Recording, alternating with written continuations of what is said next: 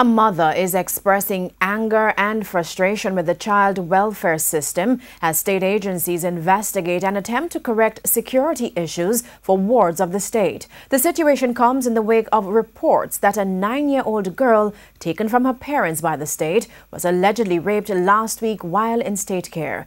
The incident reportedly happened at a children's home in St. Catherine. TVJ's Herman Green has been tracking this story. What allegedly happened at the Strathmore Children's Home in St. Catherine triggers a flurry of mixed emotions for the mother of 5. Anger, bewilderment, guilt. Her 9-year-old daughter raped while supposedly in a better place of care. Them take your child from you and say you're not treating them good or whatever, and then take your child and that happen to them in them care. That's not supposed to happen. For the need that happen to them that come from a long time. According to the child's mother, all 5 of her children were placed in state care after she ended the relationship with their father.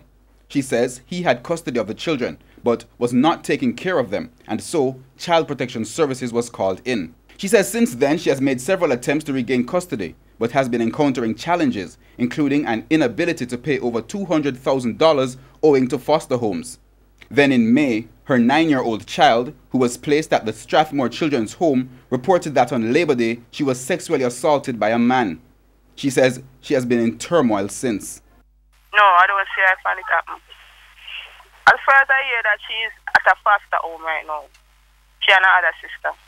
I've been calling their phones now, let do the call us end. It don't ring, it does end.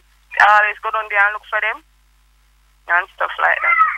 Since late now calling the callers and the Child Protection and Family Services Agency and the Office of the Children's Advocate confirmed they are conducting a probe.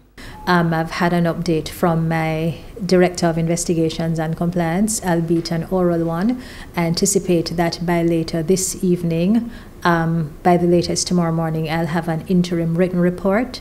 Thereafter, I'll be doing some next steps in terms of what the reports would have indicated thus far. Mrs. Gordon Harrison confirms the 9-year-old girl has since been relocated.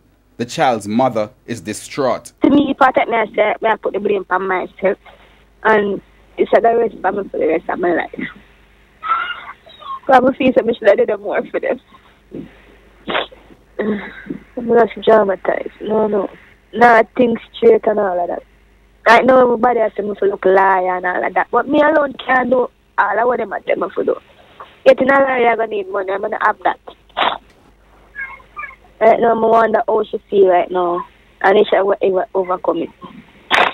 Because when I talk to her, I'm not going to talk to her. But I couldn't agree with her more in terms of her expressions, in terms of her cause for concern. Because usually, and the situation is so ironic, when a family is disrupted and children are taken away from parents or relatives, that's usually seen as a very extreme measure.